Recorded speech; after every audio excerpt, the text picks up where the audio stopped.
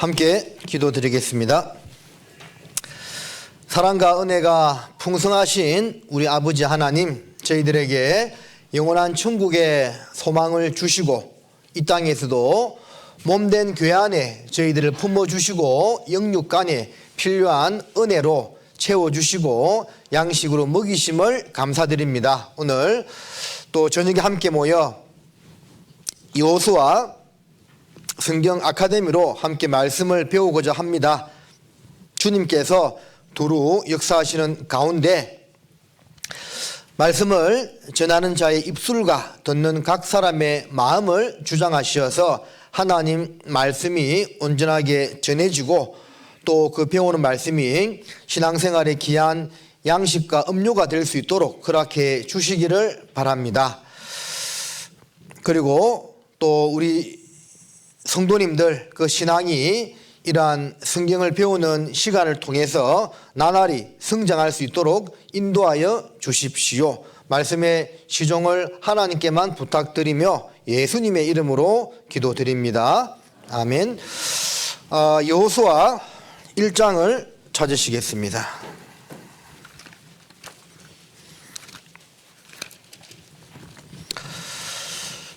구약성경 여호수아 1장 1절과 2절 말씀을 시작하는 말씀으로 함께 읽겠습니다.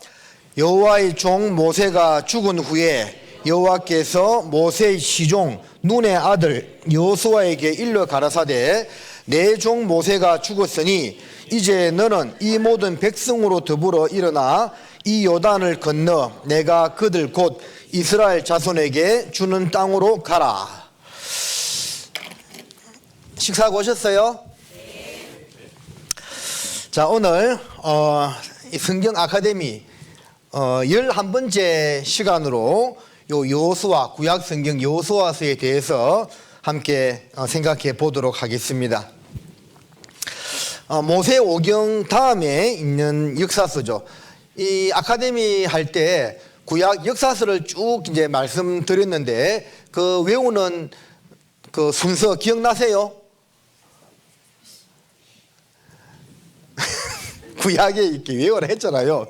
자, 창출 아니 구약에 나와 있는 역사서만 쭉 외우라 했죠. 창출, 민수, 사삼왕, 대라너.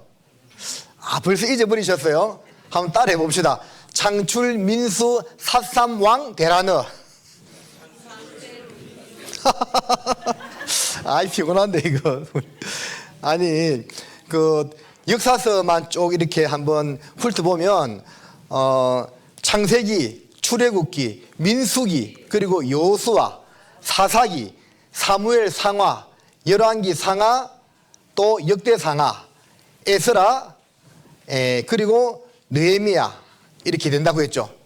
그래서 나머지는 이제 그 사이사이에 끼워 넣으면 된다고 했잖아요. 그래서 그 역사서를 이렇게 한번 외우고 이제 나머지 이제 시가서라든지 예언서 기타 말씀을 그 사이사이에 끼워 넣으면 된다고 했습니다. 그래서 뼈대가 되는 창출, 민수, 사삼왕, 대라너 한번 이렇게 외워주면 좋겠다고 했습니다. 자, 그 가운데 창출, 민수. 자, 민수할 때 수가 여호수아죠. 그래서 여호수아는 가나안 정복 전쟁을 이제 기르고 있습니다.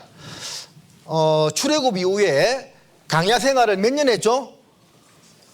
40년 강야 생활을 했습니다. 그러면 이제 이 가나안 정복 전쟁은 몇 년 했을까요? 강야 40년 생활했죠. 그리고 이제 40년 강야 생활을 마치고 이제 그 가나안 땅 정복을 하잖아요. 정복 전쟁을 몇 년 했는지 혹시 들으신 적 있습니까? 성경에는 정복 전쟁을 몇 년 했다라고 이렇게 대한 기록은 없습니다. 그런데 이제 추론할 수 있는 것이 있는데 그건 이따가 제가 말씀을 드리겠습니다. 먼저 이제 답을 말씀드리면 정복 전쟁은 7년간 했습니다. 몇 년 했다고요? 7년. 그래서 여호수아를 필두로 해가지고 7년간 그 정복 전쟁을 벌이게 되는 때 그 사건이 이제 요 여호수아 24장에 걸쳐서 나와 있습니다. 물론 이제 24장 전체가 다 정복 전쟁은 아니고요. 1장부터 12장까지가 이제 정복 전쟁에 대한 말씀으로 되어 있습니다. 그리고 13장부터 24장까지는 땅 분배에 대한 말씀입니다. 그래서 이게 전체가 24장인데 절반 딱 나누면 12장 나누어지죠. 그래서 우리 성도님들께서 성경 마지막 장이 몇 장인지를 좀 외워놓는 것이 좋습니다. 창세기 몇 장까지 있죠? 출애굽기 40장, 레위기 27장, 민수기 36장, 신명기 34장, 여호수아 24장, 사사기 21장, 룻기 4장. 이렇게 이제 좀 장수를 외워놓으면 좋습니다. 그래서 이제 여호수아서는 24장까지 있는데 절반은 정복 전쟁을 다루고 있고 절반은 물론 나머지 내용도 조금 이제 도피성이라든지 이런 내용도 들어가 있긴 하지만 이제 땅 분배에 대한 말씀으로 나누어지고 있습니다. 1절을 보면 여호와의 종 모세가 죽은 후에 모세가 이제 죽었습니다. 모세는 120세에 죽었습니다. 그래서 40년간 애굽의 왕자로 훈련을 받았고 40년간 이제 미디안 땅에서 또 본격적인 훈련을 받았고 그리고 나머지 40년을 하나님의 참된 일꾼으로서 쓰임을 받게 되는 거죠. 근데 이 모세의 후계자 여호수아는 모세는 120년을 살았는데 여호수아는 몇 년을 살았을까요? 나중에 향년 몇 세에 죽었을까요? 여호수아가 110세에 죽었습니다. 10을 빼면 됩니다. 그래서 여호수아는 110세에 죽게 되는데 모세의 후계자고 가나안 정복 전쟁의 리더였습니다. 그 이름의 뜻을 살펴보면 여호와는 구원이시다. 여호수아 이름 뜻은 여호와는 구원이시다라는 의미가 됩니다. 그런데 이 여호수아란 이 이름을 헬라식으로 발음하면 예수가 됩니다. 여호수아가 여호와는 구원이시다라는 뜻을 담고 있는 히브리식 이름인데 이 이름을 헬라어로 바꾸어서 읽으면 예수가 되는 겁니다. 즉 예수님과 연관이 있다는 것을 또 우리에게 암시해 주는 이름이기도 합니다. 근데 원래 이름은 여호수아가 아니었죠. 자, 제가 이 성경 아카데미 할 때는 말씀을 좀 많이 찾을 수밖에 없습니다. 그래서 부지런하게 말씀을 찾는데 제가 지금 이제 서부교회 오전 집회를 하고 있는데 이 성경 강의 할 때는 시간상 이제 말씀을 다 PPT로 만들어서 띄우는데 상당수의 말씀을 그런데 이 하나님 말씀은 성경을 가지고 직접 찾는 것이 시간만 되면 제일 좋습니다. 그래서 제가 전체 설교 시간에도 한번 말씀을 드려야 되는데 생각이 나서 좀 말씀을 드리면 요즘 이제 디지털 시대이기 때문에 바쁘신 분들은 이렇게 막 성경책을 들고 다니지 않고 스마트폰으로 이제 보는 분도 있는데 그건 전혀 도움이 되지 않는다라고 볼 수는 없지만 별로 도움이 되지 않습니다. 그래서 이 교회 와서 이 스마트폰으로 말씀을 보는 것은 정말 지향입니까? 지양입니까? 지양입니다. 지향은 그걸 이제 추구해라 그 말이고 지양은 하지 마라 그 말입니다. 스마트폰으로 말씀 보는 것은 지양해야 될 일입니다. 어떤 학자가 밝혀냈죠. 이 사람이 이렇게 입에 침을 묻히면서 이렇게 책장을 넘길 때 내가 인식을 한다고 하죠. 그러니까 디지털 이제 북으로 이렇게 그냥 눈으로만 쭉 노트북이나 이렇게 컴퓨터로 책을 읽잖아요. 읽어도 기억에 남는 게 전혀 거의 없대요. 하지만 이 직접 이 손으로 책장을 넘기면서 이렇게 보잖아요. 그럼 내가 인식을 훨씬 잘하게 되어 있답니다.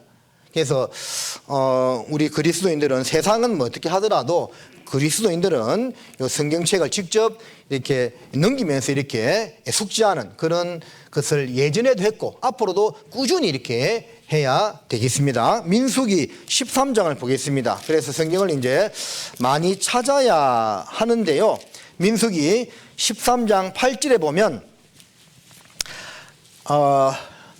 뭐 이렇게 새신자도 이렇게 계시겠지만 다 구원받은 지 오래된 분이기 때문에 성경을 빨리빨리 찾아야 됩니다. 민수기 13장 8절에 보면 에브라임 지파에서는 눈의 아들 누구라 돼 있죠? 호세아.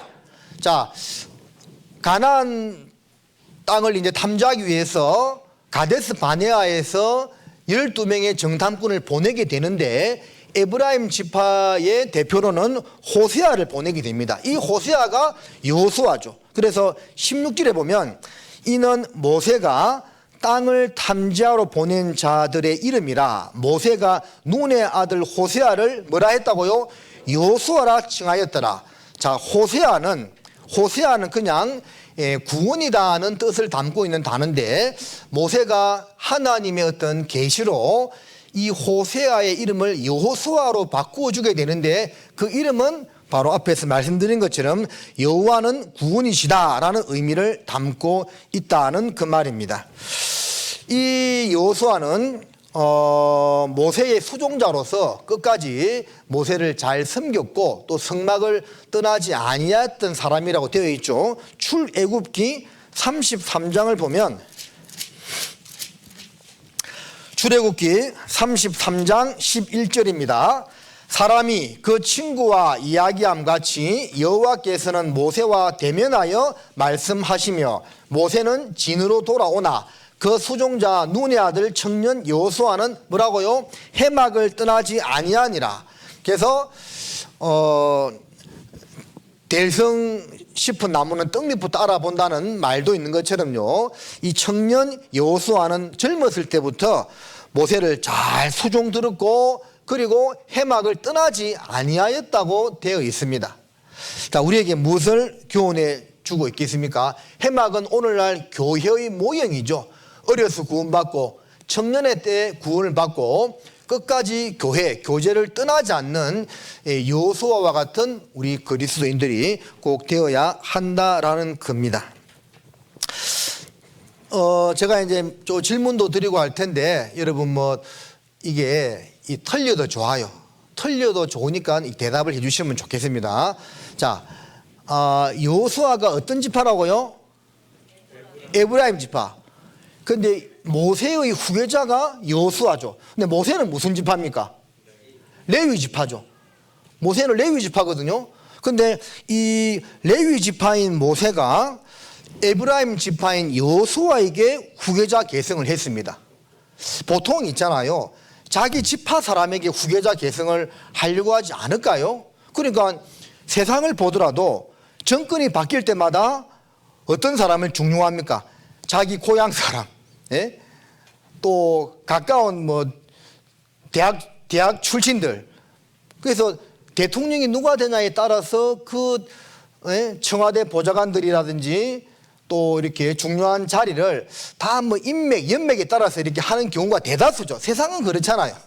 그렇다면 이제 이것을 신앙 안에서 볼 때도 레위 지파인 모세가 자기 후계자를 또 레위 지파로 하고 싶지 않았을까요?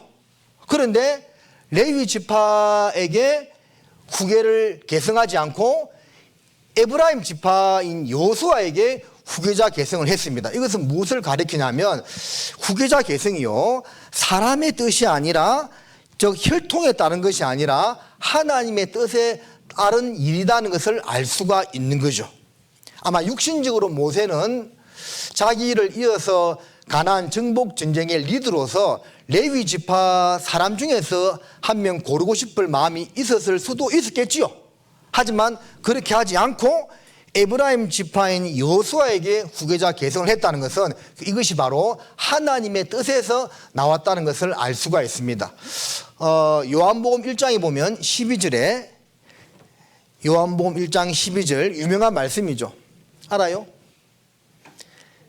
영접하는 자, 곧 그 이름을 믿는 자들에게는 하나님의 자녀가 되는 권세를 주셨으니 라고 되어 있고 13절에 이는 혈통으로나 육정으로 나지 아니하고라고 되어 있죠. 그러니까 우리가 구원받은 것도 혈통으로나 육정으로 난 것이 아니라 오직 하나님의 뜻 가운데서 거듭남으로 말미암아 된 것이죠. 그래서 우리 신앙 안에서는 이 혈연, 지연, 학연 이런 것이 의미가 없다라기보다는 중요한 것이 아닙니다. 더 중요한 것은 하나님의 뜻이 어디에 있냐, 그게 중요한 것이고 그 뜻을 따라서 우리가 신앙생활을 해야 한다는 겁니다. 그래서 갈라디아서 1장에 보면 바울이요, 나를 어머니의 태로부터 택정하시니가 나를 부르실 때에 그 뭐라 되어 있냐면 내가 육신의 혈육과 의논하지 아니하고 되어 있거든요. 육신과 이제 어떤 인간적인 것으로 이제 의논하지 아니하고 하나님의 부르심에 적각 순종했다. 이제 이런 이제 그런 말씀들이 있죠. 역시 아브라함도 독자 이삭을 바치라고 한 그 명령을 받았을 때 자기 아내인 사라와 의논하지 아니하고 과감하게 하나님의 뜻을 좇아서 아들 이삭을 산제물로 바칠 수 있었다, 그 말입니다. 그래서 세상은 혈연, 학연, 지연을 따른다 할지라도 우리 믿음 안에서는 구원받은 것부터 상관없이 뭐 부모가 구원받았다고 해서 자녀가 자동으로 구원받는 것이 아니죠. 오로지 하나님의 뜻으로 구원받고 그 이후에 신앙생활도 그런 것에 육신적인 것에 얽매이지 아니하고 하나님의 뜻 가운데 해야 한다라는 것입니다. 하다못해 제가 교회 가운데 직분자들을 세워서 봉사도 그렇게 하라고 말씀하잖아요. 봉사도 교회에서 세운 직분대로 이렇게 해야 되는 겁니다. 구역장님이 부구역장님 놔두고 다른 형제하고 더 같이 일한다, 이게 안 맞죠. 조장이 조총무 놔주고 이제 막 새로 구원받은 자매 데리고 막 교회 일한다, 이게 이상하죠. 내 편하다고 그렇게 하는 것이 아니고 교회 일은 하나님이 세운 질서대로 맡은 직분대로 해야 한다라는 것을 또 우리가 생각해 보아야 한다라는 겁니다.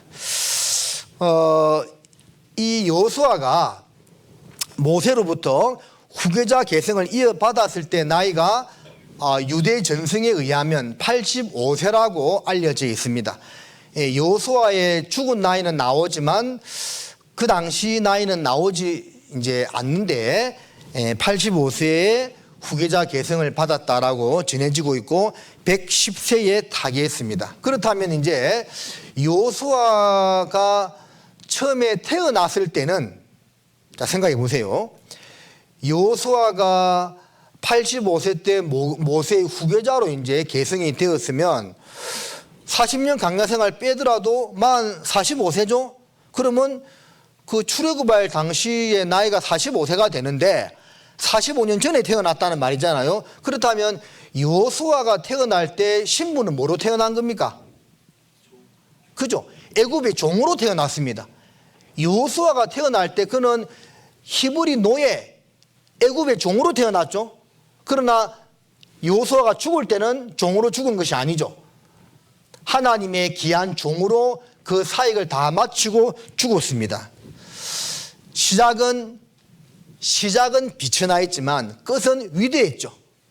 욥기 8장 7절에 내 시작은 미약하였으나 내 나중은 심히 창대하리라는 말씀처럼 이것이 바로 우리 그리스도인의 모습이 되어야 한다라고 믿습니다. 우리가 처음에 구원을 받을 때는 거지 그런 모습으로 별 볼 없는 모습으로 세상에 살다가 구원을 받은 미약한 사람이었을지 모르지만 신앙생활을 거치면서 나중에 우리 신앙을 마무리할 때는 위대한 신앙인으로 하나님 앞에 인정받고 또 우리 시대의 역사는 끝나겠지만 계속 이어진다고 봤을 때 후대 사람들에게 존경받는 그러한 그리스도인으로서 삶을 마감해야 된다라는 것을 여호수아를 통해서도 볼 수가 있습니다. 자, 여호수아에 대해서 조금 더 이제 부연 설명을 하자면 그는 물론 뭐 여호수아 말고도 다른 사람들도 마찬가지지만 특별히 이 여호수아서에 우리가 요즘 뭐 성경 강의를 할 때 그 부분을 잘 찾지는 않지만 예전에 한창 찾았던 그 내용이 있죠. 어떤 내용입니까? 여호수아의 어떤 행적 가운데서 대표할 만한 행적을 꼽으라면 어떤 사건을 꼽을 수가 있습니까? 태양아 달아 머물러라. 네? 태양아 중춘에 머무르고 달아 너도 아얄론 골짜기에 머물러라 하는 말씀처럼 이 태양과 달을 멈춘 사건이죠. 그게 이제 여호수아의 기도에 따라서 하나님이 그 여호수아의 기도를 듣고 거의 하루 동안, 그게 뒤에 이제 뭐 계산하니까 23시간 40분이었다는 그런 이제 계산도 나오긴 했는데, 그 기도를 들으시고 하나님께서 태양을 멈추겠습니다. 그래서 그 여호수아 10장 사건을 읽어보면 하나님이 사람의 목소리를 전에도 후에도 이렇게 들으신 일이 없다고 했어요. 그게 여호수아는 대단한 어떤 사람요? 대단한 믿음의 사람이었다, 그 말입니다. 믿음을 가지고 하나님께 기도하였고, 하나님은 그 여호수아의 기도를 들으시고 태양을 멈추겠다, 그 말입니다. 예? 역사 이래로 그런 적은 없었습니다. 그런데 이 여호수아보다 이게 뭐 보기 따라 조금 관점에 따라서 조금 다르게 볼 수는 있지만, 여호수아보다도 더 큰 믿음을 가진 사람이 있습니다. 예. 여호수아는 하나님이 창조하신 창조물을 멈추게 했죠. 그런데 창조물이 아니라 창조주를 멈추게 한 사람이 있죠. 누굽니까? 예? 여호수아는 기도함으로 말미암아 하나님 만드신 피조물 중에 하나인 태양, 창조물을 가든 창조물을 멈추게 했죠. 근데 창조물을 멈추게 한 것이 아니라 창조주를 멈추게 하신 그런 사람이 있었죠. 누구예요? 예? 큰 목소리로. 틀리도 좋으니까 자신 있게 이야기해봐요. 누구? 자, 우리 청년들 누구? 소경 바디메오. 소경 바디메오가 예수께서 지나신다는 소리를 듣고 다윗의 자손 예수여 나를 불쌍히 여기소서 하면서 부르짖었죠. 그때 사람들이 잠잠하라 했지만 더욱 크게 소리 질렀고, 예수님은 그 바디메오의 음성을 듣고 머물러 섰다고 되어 있죠. 그 누가복음에 보면 머물러 서서 바디메오의 눈을 뜨게 했습니다. 그러니까 이 바디메오는 예수님이 창조주잖아요. 하나님이잖아요. 하나님의 걸음을 멈추게 한 대단한 사람이죠. 예? 여호수아가 창조물을 멈추겠다면 바디메오는 창조주를 멈추겠다, 그 말입니다. 참 위대한 믿음의 사람들이었다 할 수가 있고, 또 하나님께서 그 사람의 기도를 외면치 않으시고 들으시는 분이다 하는 것을 또 알 수가 있는 겁니다. 열왕기상 6장으로 한번 가보겠습니다. 자, 이제 이 모세오경을 좀 공부하고 여호수아를 공부할 때 우리가 시대 계산을 좀 할 필요가 있습니다. 인간 역사를 대략 6,000년 정도로 보죠.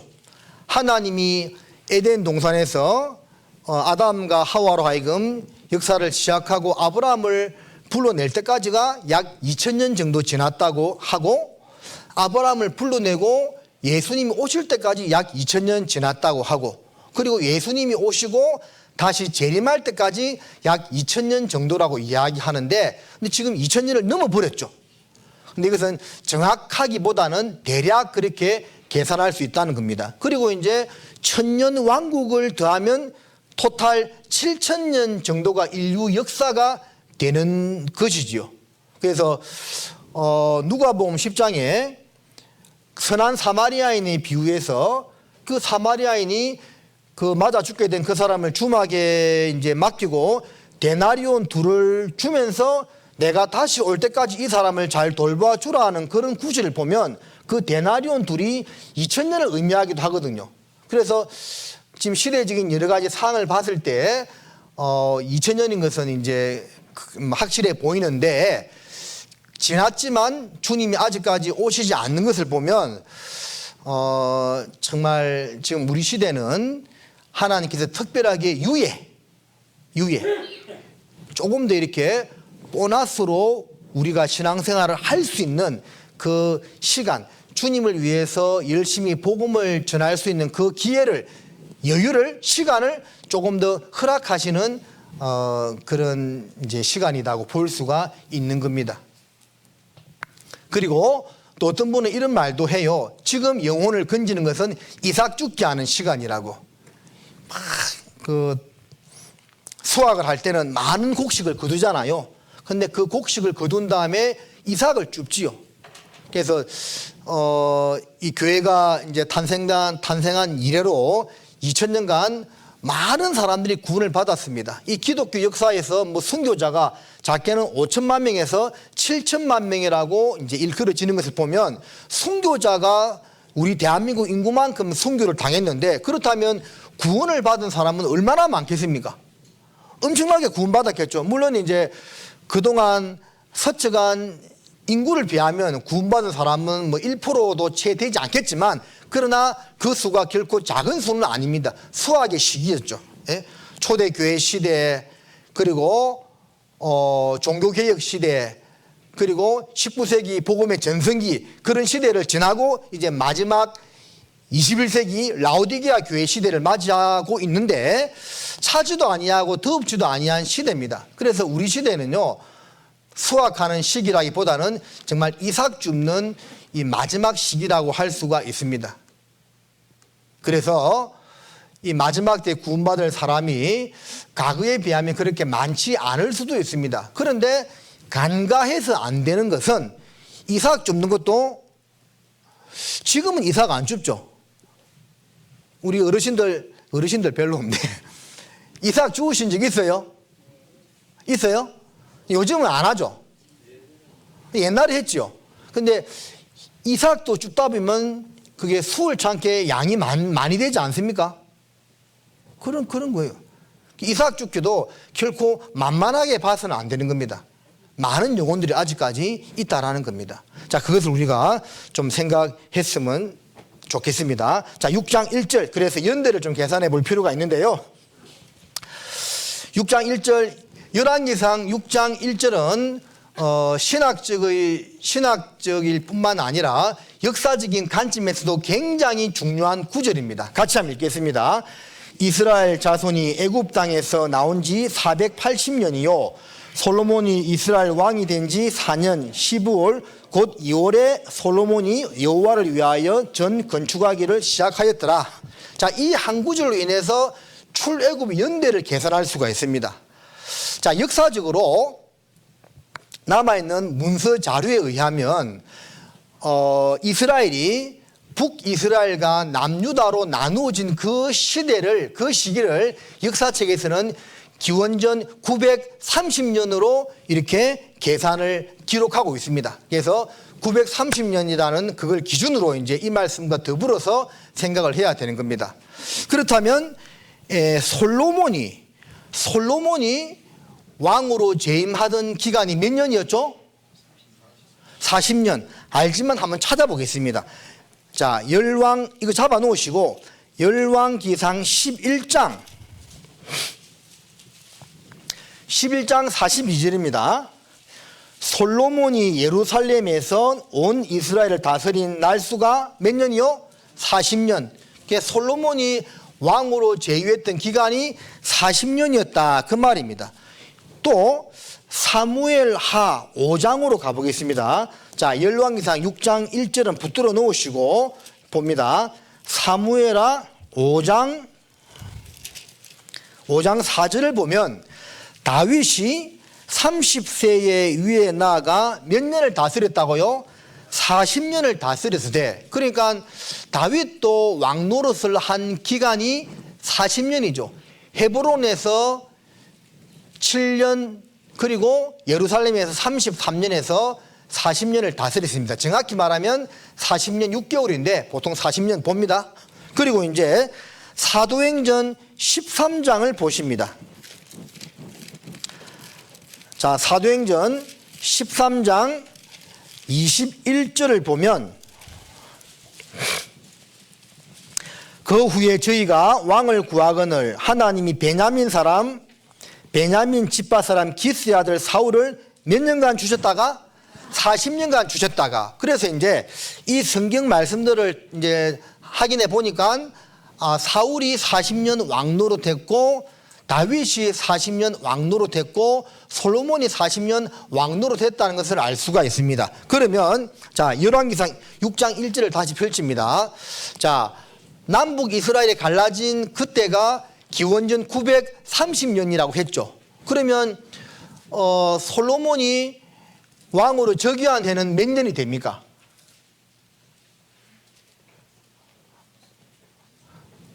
제가 지금 어려운 질문했어요. 아니, 솔로몬 끝에 이제 나라가 죽고 나서 나라가 둘로 쪼개지게 되잖아요. 그때가 기원전 930년이니까 솔로몬이 왕이 즉위했을 때가 몇 년이냐고요? 기원전 970년. 자, 기원전은 거꾸로 올라갑니다. 40을 더하면 970년이 되는 거죠. 그리고 그러면 이제 다윗이 왕이 되었을 때는 몇 년이 되는 겁니까? 기원전 1010년. 그리고 사울이 왕이 되었을 때는 몇 년이 됩니까? 기원전 1050년이 되는 거죠. 그렇게 이제 계산하면 됩니다. 자, 그리고 이 말씀을 좀 다시 보면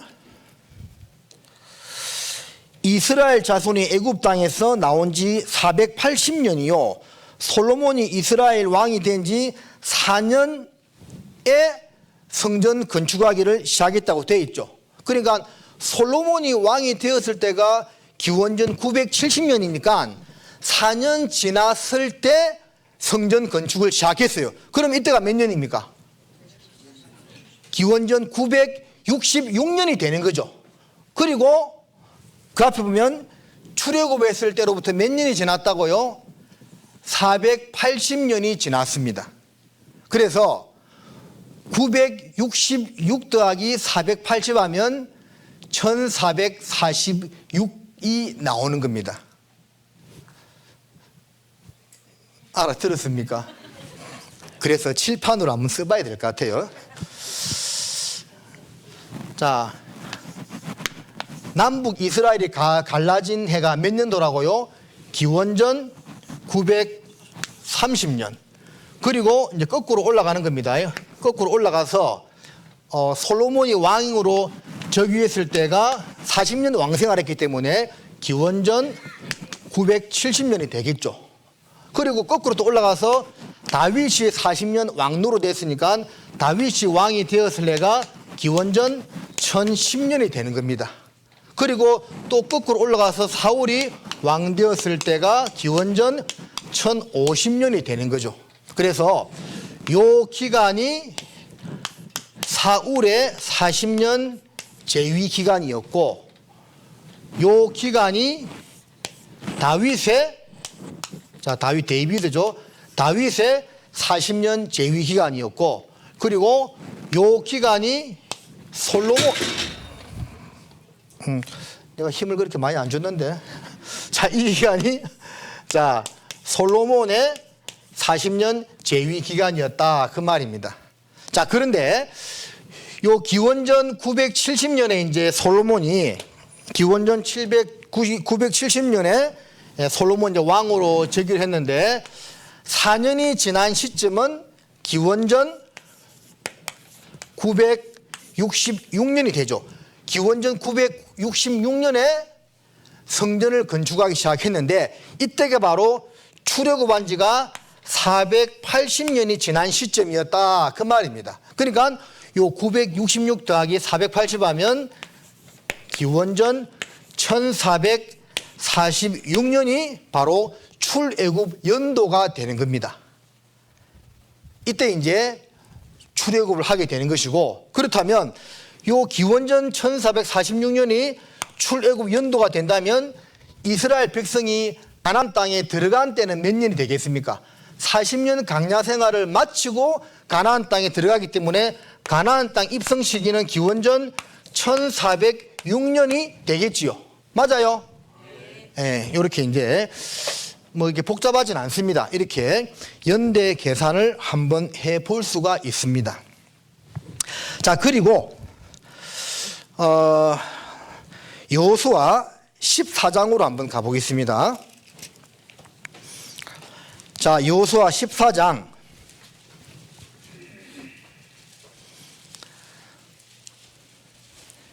7절에 보면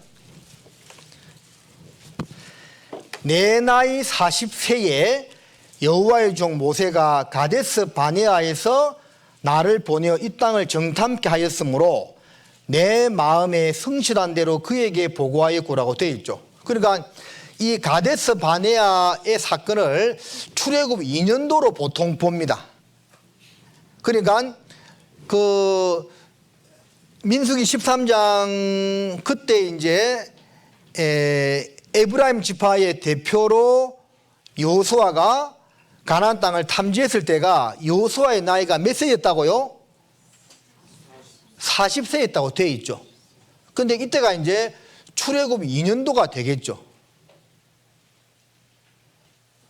맞죠? 자, 그리고 10절을 보겠습니다.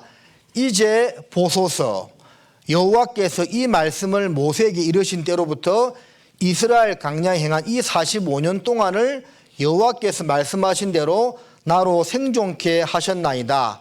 오늘날 내가 몇 세라고요? 85세. 그러면 이것도 한번 계산해 보겠습니다. 자, 가데스 바네아에서 모세가 여호수아를 보내었을 때 그때 여호수아의 나이가 몇 세라고 했죠? 40세라고 했습니다. 근데 이때가 이제 출애굽했을 때 2년 차라고 했습니다. 2년 차라 했죠? 그러니까 이제 2년을 빼게 되면 40년 광야 생활에서 그때로부터 몇 년 동안 더 광야 생활을 하게 되는 겁니까? 38년이 되는 거죠. 그래서 그때 가데스 바네아에서 나이에다가 38을 더한 78세가 40년 광야 생활을 끝마쳤을 때 여호수아의 나이가 되는 겁니다. 그런데 지금 이 말씀에서 내 나이 지금 몇 세라고 하고 있죠? 85세라고 이야기하고 있죠. 85세. 내 나이 때 85세인데 자, 이 85세 때 이 말씀하고 있을 때 이때 나이는 이제 가나안 정복 전쟁을 끝냈을 때 나이입니다. 그러니까 78세 때 40년 광야 생활이 끝났고 85세 때 이제 내 나이 85세로 돼 이렇게 가나안 정복 전쟁이 끝났다는 것을 말씀하고 있거든요. 그러니까 요 차이가 7년이죠. 그래서 이 성경 구절을 근거로 해서 가나안 정복 전쟁의 기간이 7년이었다는 것을 추측할 수가 있는 거예요. 자, 그런데 이 7년이라는 시간이 걸렸습니다. 결코 짧은 시간이 아니었죠. 여호수아 성경 1장에서 12장까지 읽으면 뭐 한 3, 40분 하면 다 읽을 수 있는 그 내용인데 그 기간이 무려 7년이라는 시간이 흘렀다 하는 것은 우리에게 무엇을 교훈해 주고 있느냐 하면 여러분 이제 구약 성경은 어떤 그림자입니다. 그래서 절대적으로 이거다 뭐다 이렇게 꼭 이제 잘라서 말하기가 애매한 것들이 있습니다. 예를 들면 사울이 과연 천국에 갔느냐 못 갔느냐 이게 이제 신학자들 사이에서 의견이 분분해요. 예? 사울은 그렇게 다윗을 대적하고 악기가 들리기도 괴로워하기도 했는데 구원받았느냐 천국 갔느냐 이렇게 이제 말하는 사람도 있고 그래서 지옥 갔다 그렇게 이야기하는 사람도 있고요. 또 아니다 사울도 기름 부음을 받지 않았느냐 기름 부음을 받았다는 것은 구원받은 성령 받은 것에 대한 모형이다. 그래서 사울도 구원받았다 이렇게 말하는 사람도 있거든요. 그게 이게 이제 의견이 분분해. 우리가 천국 가보면 알겠죠. 그래서 우리 전도인 수련회 할 때도 이 목사님께서 이런 것은 정확하게 답을 내지 말라고도 권고해 주셨습니다. 그런데 이제 제 개인적인 의견을 조심스럽게 대보면 사울은 구원받았다고 보여집니다. 왜? 기름 부음 받았기 때문에 구원받은 사람의 모형으로 볼 수가 있거든요. 근데 뒤에 이제 타락한 거죠. 그래서 이 구약에 나오는 인물이나 사건은요 절대적으로 A는 B다 그렇게 말하기 좀 애매한 것들이 많이 있습니다. 우리에게 교훈을 받는 거예요. 그러니까 40년 광야 생활은 신앙생활의 모형이고 가나안 땅은 천국의 모형이라고 하고 있잖아요. 그런데 가나안 7년 정복 전쟁을 벌였잖아요. 우리가 뭐 가나안 땅이 천국의 모형이라면 천국 가서 무슨 우리가 뭐 전쟁하느냐 뭐 일하느냐 그게 아니잖아요. 그러니까 이게 가나안 땅이 천국에 대한 모형이긴 하지만 그 가나안 땅 정복 전쟁을 7년 동안 벌였다는 것은 어떤 의미로 해석을 해야 되느냐 하면 천국에서 상급, 영광을 얻기 위해서 이 땅에서 우리가 열심히 정말 노력하고 힘써 신앙생활을 해야 되는 그런 것에 대한 또 그림자로 보아야 한다는 겁니다. 그렇게 이제 보아야 되지, 무조건 뭐 천국의 그림자다 그러면 7년 동안 거기서 정복 전쟁을 왜 하냐고요. 천국에 들어가서, 그죠? 그게 아니다는 거예요. 그래서 7년간 정복 전쟁을 벌였다는 것은 우리가 영원한 천국에서 그 상급을 얻기 위해서는 이 땅에서 신앙생활을 정말 전투적으로 어떤 의미에서는 정말 열심히 노력해서, 구원은 그저 공짜로 받지만 신앙생활은 힘써 열심히 해야 한다는 것을 우리에게 교훈해 주는 거라고 할 수가 있습니다. 여러분, 신앙은요, 구원받은 연수만 지난다고 해서 결코 성장하는 것이 아닙니다. 죄송하지만 저희 교회는 제가 온 지 뭐 2년도 안 돼서 이제 잘 알 수는 없지만, 제가 예전에 있던 교회에서 보면 죄송하지만 그런 분도 있어요. 구원받은 지 30년이 지났는데도 구원받을 때하고 똑같아요. 하나도 안 변한 분도 있습니다. 그것도 기적입니다. 어쩜 그럴 수가 있죠? 신앙생활은요, 시간만 지난다고 해서 결코 그냥 성장하는 것이 아닙니다. 제가 그런 말씀 몇 번 드렸잖아요. 교회만 왔다 갔다 한다고 저절로 신앙생활이 성장하는 것이 아니다고.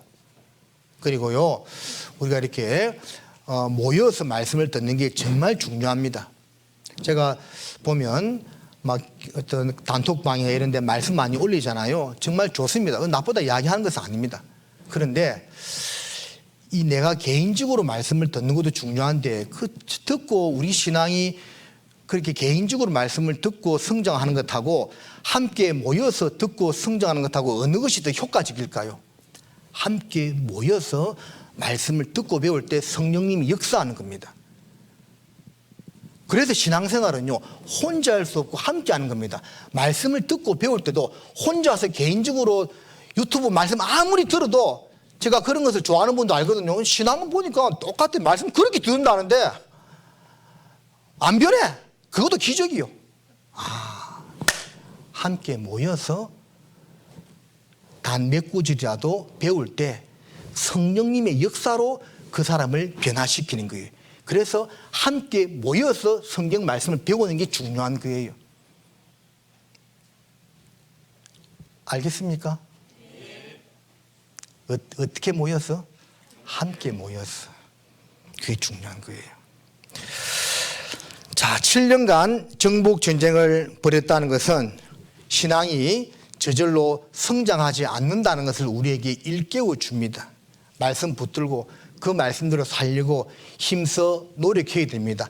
히브리서 12장 4절에 너희가 죄와 싸우되 피 흘리기까지는 대항치 아니하고라는 말씀처럼 그런 각오로 있잖아요.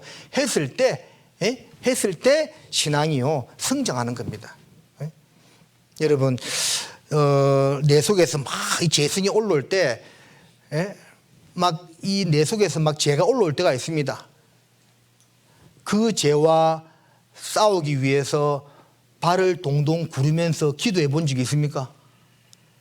그 죄와 내 속에서 올라오는 이 악한 것들과 악한 마귀적인 요소들, 악한 본성과 싸우려고 얼마나 피 터지게 싸워본 적이 있어요?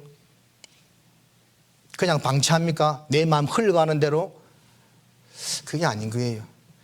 그런 과정을 있잖아요. 잘 거치고 신앙이 우리가 성장하는 거지, 그냥 시간만 보낸다고 해서 신앙이 성장하는 것이 아닙니다. 히브리서 5장 12절에 너희가 연수가 지났으나 단단한 식물을 먹지 못한다고 되어 있죠. 이제 시간이 오래 지났으면 단단한 식물을 먹을 수 있는 그런 신앙으로까지 성장해야 되는데, 그걸 먹을 수 있는 신앙이 안 되는 겁니다. 시간이 오래 지났는데.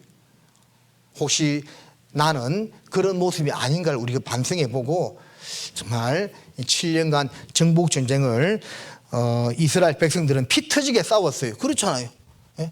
하나님께서 그 가나안 땅을 약속했지만 그냥 가니까 아이고 우리 땅 다 가져가십시오 했습니까? 아니죠. 싸웠습니다. 얼마나 힘써 싸웠습니까? 그 결과 그 땅을 얻었습니다. 그런데 뒤에 읽어보면 다 얻지도 못한 사례들이 많아요. 지파별로. 그렇게 해도 다 얻지 못했는데 절로 얻어진다? 얻어지지 않는 거예요. 자, 그것을 우리가 좀 생각해 볼 수가 있겠습니다. 자, 유다서 1장을 한번 볼까요? 유다서 1장.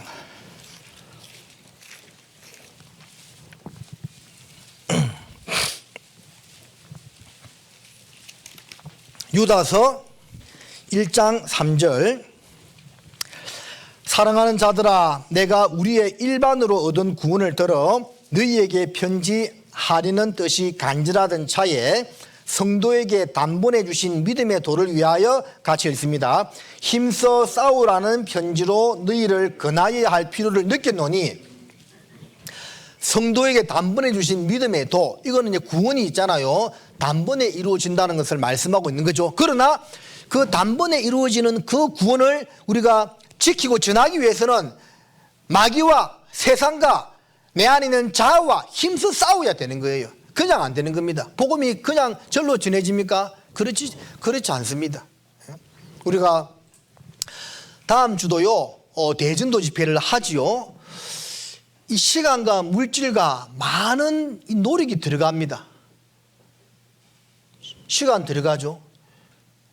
저도 강인의 말씀을 전하면서 그런 것을 종종 느끼는데, 요즘같이 바쁜 시대에 하루에 2시간 이상씩 시간을 내어서 일주일간 다 참석한다는 것 자체가 쉽지 않습니다, 여러분들. 요즘 같은 시대에.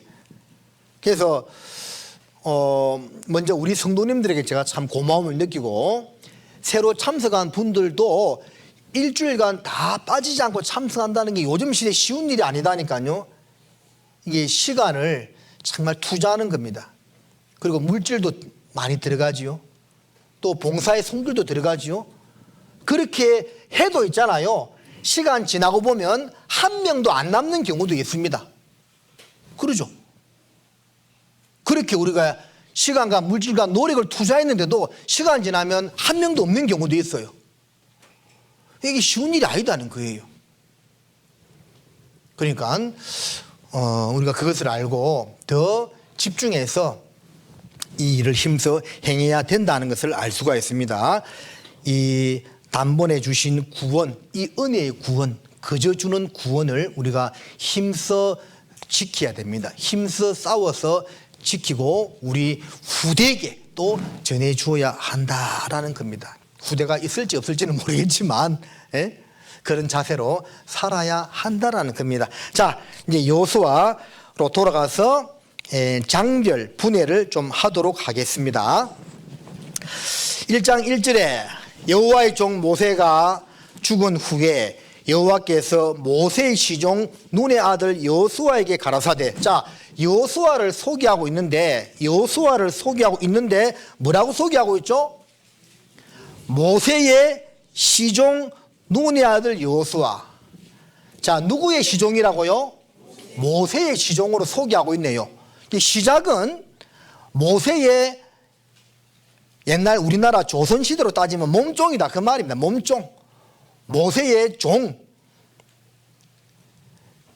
군대에서는 따까리. 군대에서 그렇게 이야기했죠 옛날에. 자, 모세의 종, 시종 여호수아로, 그냥 사람의 종으로 시작했습니다. 여호수아도. 맞죠? 그런데 뒤로 쭉 넘어가서요, 여호수아 24장 29절을 보면 제일 뒤에 여호수아 24장 29절 같이 읽겠습니다. 일 후에 여호와의 종 눈의 아들 여호수아가 110세에 죽음에.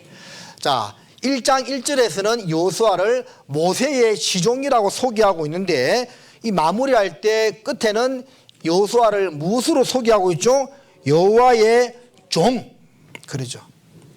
내 시작은 미약하였으나 내 나중은 심히 창대하리라는 말씀처럼요, 시작은 사람의 종으로 하였지만 마무리는 하나님의 종으로 되었다라는 겁니다. 얼마나 멋있습니까? 우리도 이렇게 해야 되지 않겠습니까?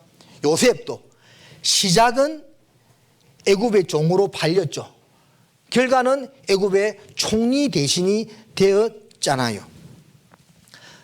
자, 열왕기상 19장도 좀 보겠습니다. 열왕기상 19장.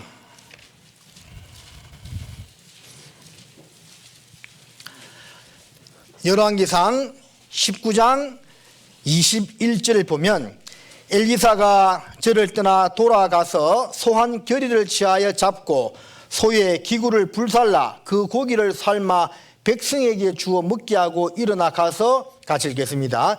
엘리야를 쫓으며 수종 들었더라. 자, 엘리사도 처음에는 누구의 종으로 시작하죠? 엘리야. 엘리야를 쫓으며 수종 들었다고 되어 있죠. 엘리사도 처음에 엘리야의 종으로 시작했습니다. 하지만 끝은 어떻게 되었죠? 하나님의 위대한 종, 하나님의 귀한 사역자로 마무리되잖아요. 사람의 종으로 시작했지만 하나님의 일꾼으로 인생을 마무리하는 겁니다.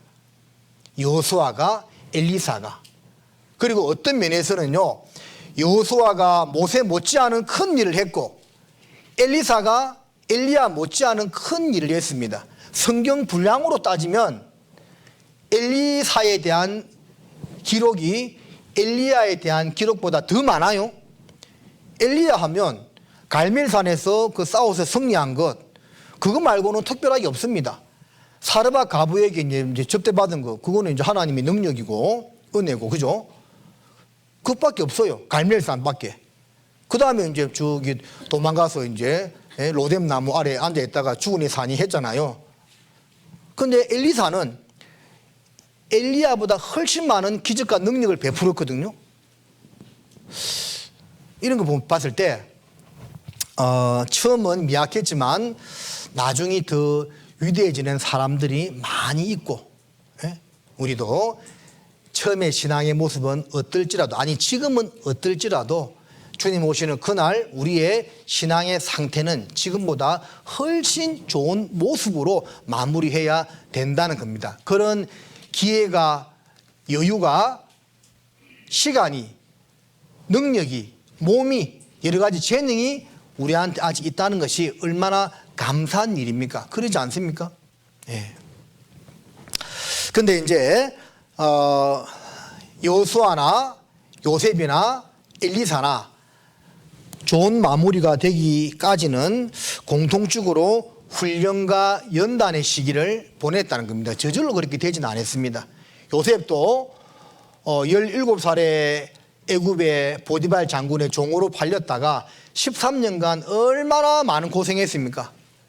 연단과 훈련의 시기를 보내고 총리 대신이 되었지 그냥 된 것은 아니죠. 여호수아도 말할 필요도 없고 엘리사도 말할 필요도 없습니다. 우리도 그냥 우리의 마무리가 좋을 수는 없을 거예요. 연단과 훈련의 시기를 보내야 한다라는 겁니다. 자, 여호수아 1장으로 다시 돌아가 보겠습니다.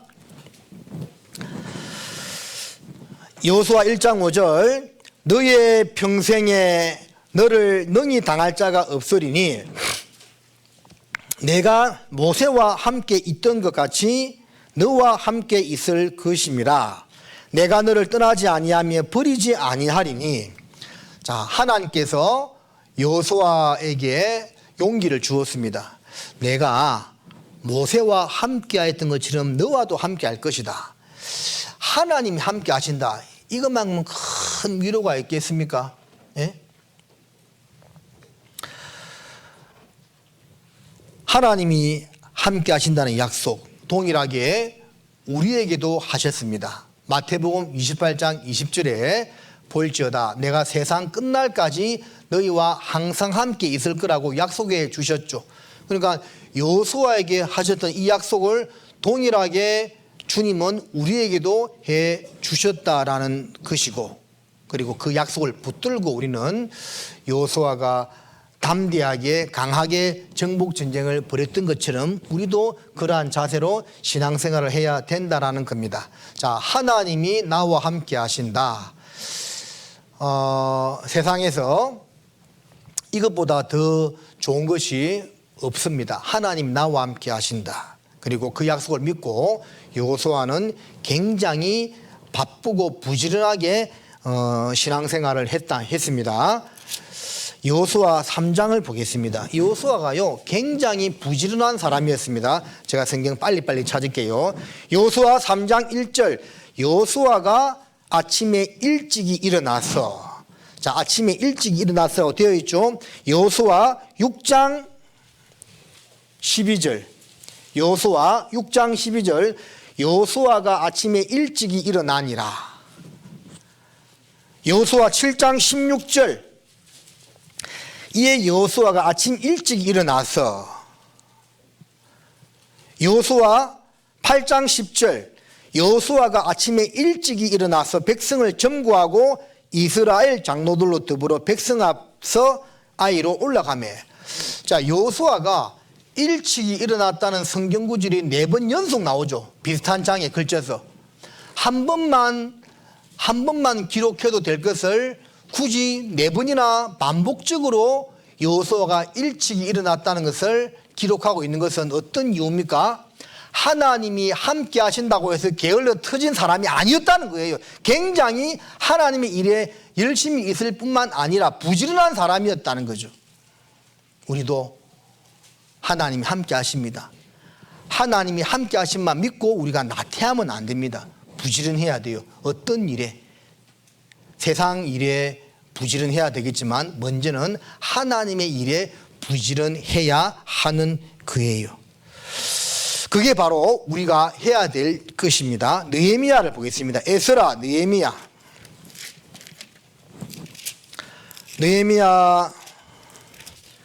4장 9절입니다.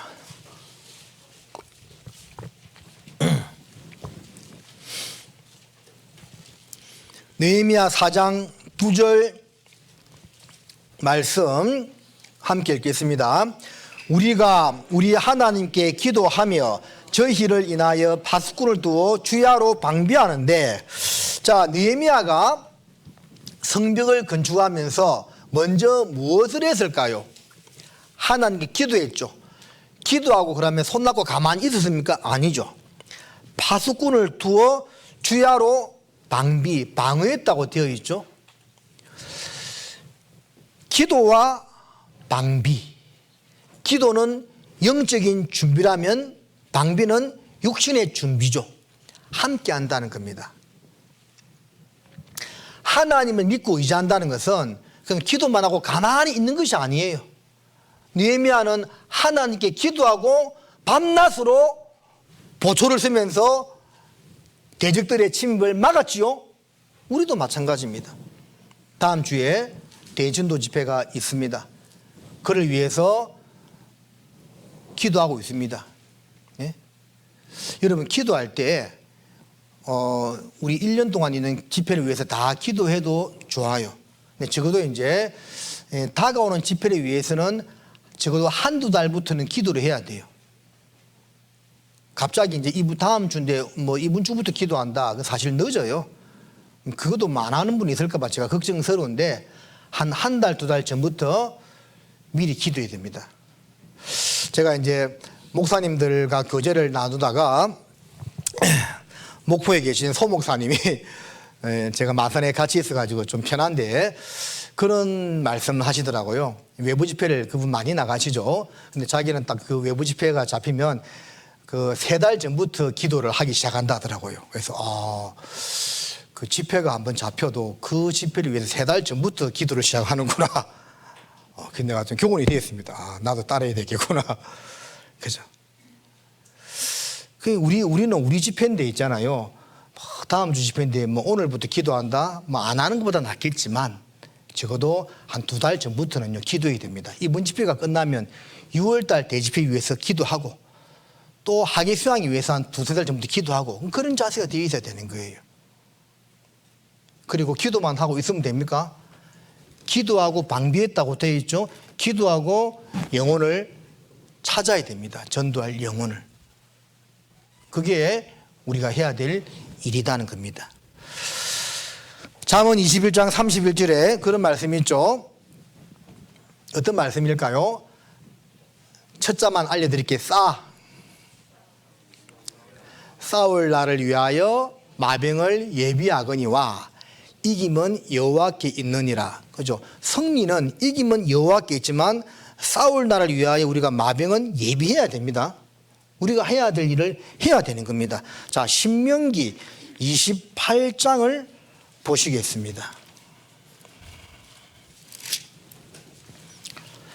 자, 성경 강연회 때 이스라엘의 회복에 대한 말씀으로 찾는 건데 신명기 28장 12절을 보면 여호와께서 너를 위하여 하늘의 아름다운 보고를 열어사 내 땅에 때를 따라 비를 내리시고 그 다음 뭐라 되어 있죠?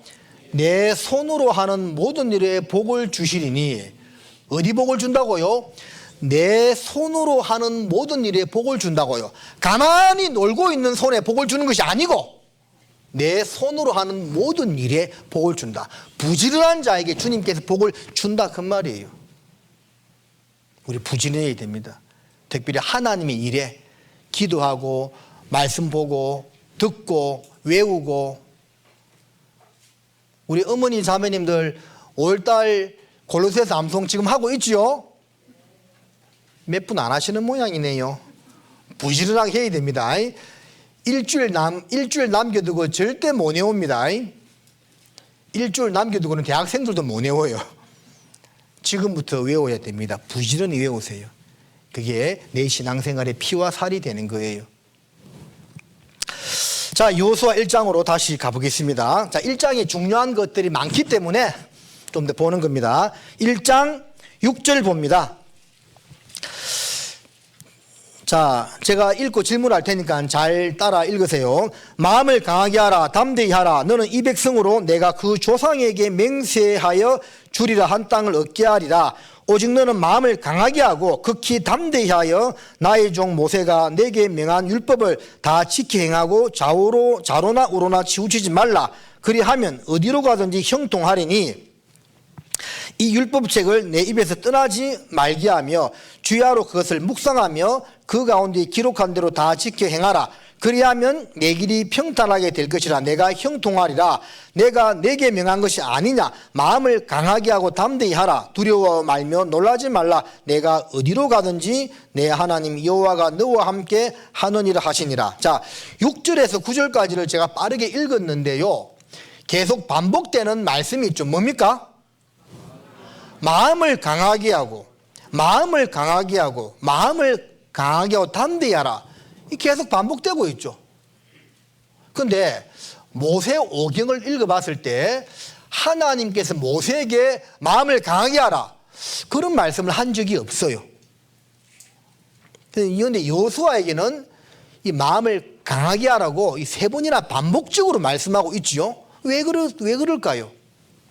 모세는 40년간 미디안 광야에서 연단 받으면서 꽤 훈련을 잘 받았던 것 같아요. 이미 강인한 심령의 보유자가 되지 않았을까라고 보여집니다. 그런데 여호수아는 모세처럼 그렇게 담대하고 내적으로 강인한 사람이 되지 못했던 것 같습니다. 제 생각인데, 그래서 하나님께서 너는 마음을 강하게 하라, 강하게 하라, 담대히 하라. 내가 너와 함께 할 거니까 강하게 하라. 이 말씀을 이렇게 몇 번 계속 반복하고 있지 않나라고 보여집니다. 또 어떤 의미에서는 이 가나안 땅에 들어가서 실제 전쟁을 치루어야 하기 때문에 이 마음을 강하게 하지 않고서는 쉽지 않기 때문에 그랬다라고 보여집니다. 우리가 참 실전은 틀리거든요. 제가 예전에 학생 때 군박이 전이었죠. 그때 이제 제가 영화를 좋아했습니다. 그래서 뭐 성룡 영화도 많이 보고 뭐 이런 무협 액션 영화 봤거든요. 근데 영화 보고 나오면 내가 막 싸움을 굉장히 잘하는 사람이 된 것 같아요. 막 하면서 막 이렇게 막 했거든요. 근데 막상 가끔 싸운 적이 있었는데 실전에 들어가면 아닙니다. 영화 보고 나면 내가 막 이수롱처럼 싸울 것 같은데 실전에 들어가면 몇 번 싸운 적이 있는데 안 돼요. 실전은 틀리거든요. 예? 이 전쟁에 나가면요 틀립니다. 예전에 제가 봤던 영화 중에 라이언 일병 구하기라는 영화가 있는데 그 영화를 본 2차 대전을 실제 참전했던 노병이요 그 영화를 보고 울었다고 해요. 왜냐하면 그 영화 본 분은 알겠지만 그 초반부에요 그 해안가에서 상륙 작전을 벌이는데 진짜 실감나게 그랬어요. 야, 제가 보면서도 이거 극장에서 보면 대단했겠다 싶었어요. 막 사람 막 반토막 나고 막 다리 잘리고 이것을 막 창자가 터지고 이것을 적나라하게 보여주거든요. 그래서 실제 전쟁에 참전했던 그 군 노병이요 그걸 보면서 울었다고 해요. 어떻게 이렇게 실제처럼 만들었냐고. 끔찍합니다. 그 영화 보면. 이 실제는 틀린 거예요. 실제는. 우리도 이렇게 말씀 들었을 때 세상에 나가서 전도해야 된다고 이야기하면 전도해야지 하거든요. 막상 나가서 전도하면 힘들잖아요. 예? 냉대당하고 무시당하고 쉽지 않습니다. 그게 마음을 강하게 안 하고는요 실전에서 하기가 쉽지 않은 거예요. 그래서 여호수아에게 하나님이 마음을 강하게 하라고 이렇게 당부를 하고 있었던 겁니다. 그리고 1장 18절을 보면 누구든지 당신의 명령을 거역하며 무릇 당신의 시키시는 말씀을 청종치 아니하는 자는 그는 죽임을 당하리니 오직 당신은 마음을 강하게 하시며 담대히 하소서. 자, 앞에 6절에서 9절까지 마음을 강하게 하고 담대히 하라는 것은 누가 누구에게 하신 말씀이었습니까? 하나님께서 여호수아에게. 근데 이 18절의 말씀은 누가 누구에게 하는 말씀이죠? 백성들이 여호수아에게 하는 말씀이죠. 그러니까 하나님도 여호수아를 격려했고 백성들도 여호수아를 격려했죠. 우리가요. 우선은 하나님의 위로를 받아야 되고 하나님으로부터 힘을 받아야 되지만 사람의 위로도 더불어 필요한 겁니다. 사람이요 아무리 마음이 있다고 해도 말과 행동으로 표현하지 않으면 의미가 없는 겁니다. 여러분 저보고 요즘 그런 말 하시는 분이 있습니다. 아이고 목사님 요새 빠듯한 일정에 수고하신다고. 제가 빠듯한 일정에 수고하는 건 맞아요? 대답 안 하시는 아닌갑네. 근데 그걸 말로 표현하는 분이 있고 다들 느끼겠지만 말로 표현하지 않는 분들도 있거든요. 저를 대상으로 하니까 꼭 해라는 말 같이 들려서 그런데 우리가요 말로 표현을 해야 돼. 마음으로 아무리 좋은데 다 알시죠? 뭘 알아요? 말로 표현하고 행동으로 보여줘야 되는 겁니다. 그게 이 세상을 살아갈 때 필요한 거예요. 여호수아가 하나님으로부터 위로를 받았던 것이 아니죠. 백성들도 여호수아여 당신 마음을 강하게 하고 힘내라고 하잖아요. 바울이 로마에 가는 중에 3관에 이르렀을 때 구원받은 형제들이 마중 나왔다고 했죠. 그 형제들 만나고 담대함을 얻었다고 되어 있잖아요. 바울같이 위대한 사람도 구원받은 형제들 만나서 위로를 받았거든요. 그러니까 우리가 서로 그게 필요한 겁니다. 이게요. 그래서 우리가 이 교회 분위기라는 겁니다. 교회 분위기. 서로 존중해주고 형제 자매들끼리 존중해주고 안부를 물어주고 위로해주고 이 교회 분위기라니까. 동네 지나가던 개 쳐다보듯이 하면 안 돼요. 물론 그러진 않지만 그게 필요하다니까. 내가 그렇게 내 성격상 그게 안 된다고 말하는 분도 있습니다. 그럼 고쳐야 돼. 그게 고쳐야 된다니까. 자기 타고난 성격 뭐 자랑이라고 그대로 달고 삽니까? 고쳐야 돼요. 나는 성격이 이래서 성격이 O형이라서 나는 뭐 A형이라서 나는 AB형입니다. 고쳐야 돼요. 고쳐야 됩니다. 알겠죠? 그래서 하나님이 그리 역사를 한다는 겁니다. 자, 여호수아 1장을 다시 보겠습니다. 1장 이제 8절을 좀 다시 보면 이 율법책을 내 입에서 떠나지 말게 하며 주야로 그것을 묵상하여 그 가운데 기록한 대로 다 지켜 행하라고 되어 있죠. 우리가 어떻게 하나님 말씀을 다 지켜 행합니까? 답은 여기 있습니다. 말씀을 가까이 하고 주야로 묵상하는 것. 그게 바로 다 지킬 수 있는 방법입니다. 같은 구절에 나와 있죠. 자, 여호수아 2장은 기생 라합에 대해서 이야기하고 있습니다. 구절을 보면 8절부터 읽어드릴게요. 두 사람이 눕기 전에 라합이 지붕에 올라가서 그들에게 이르되 이르러 말하되 여호와께서 이 땅을 너희에게 주신 줄을 내가 아노라. 우리가 너희를 심히 두려워하고 이 땅 백성이 다 너희 앞에 간담이 농나니 이는 너희가 애굽에서 나올 때에 여호와께서 너희 앞에서 홍해의 물을 마르게 하신 일과 너희가 요단 저편에 있는 아모리 사람이 두 왕 시온과 옥에게 행한 일 곧 그들을 전멸시킨 일을 우리가 들었습니다. 그러니까 하나님께서 이스라엘 백성들에게 베푸신 큰 기적과 능력을 기생 라합은 들었습니다. 그런데 보면 내가 들었노라고 되어 있지 않고 우리가 들었노라고 되어 있죠. 그러니까 그 하나님께서 함께 하심으로 이스라엘 백성들이 홍해를 가르고 많은 대적을 물리치고 이런 것을 여러 사람이 들었어요. 여러 사람이 들었지만 그러나 믿음으로 화답한 사람은 라합밖에 없었습니다. 많은 사람이 말씀을 듣지만 믿음으로 화합하는 사람은 그렇게 많지 않다라는 것을 보여주는 거죠. 많은 사람이 말씀을 듣지만 구원받은 사람은 그렇게 많지 않습니다. 구원받아도 많이 말씀을 같이 듣지만 성장하는 사람은 또 그렇게 많지 않을 수도 있다는 거죠. 그런데 어떤 사람은 성장하죠. 왜 그럴까요? 말씀에 주의했기 때문에 그래요. 시편 119편을 보시겠습니다. 시편 119편 6절입니다. 같이 읽겠습니다. 내가 주의 모든 계명에 주의할 때에 부끄럽지 아니하리다. 자, 하나님 말씀에 주의할 때에 부끄럽지 않는다고 되어 있죠.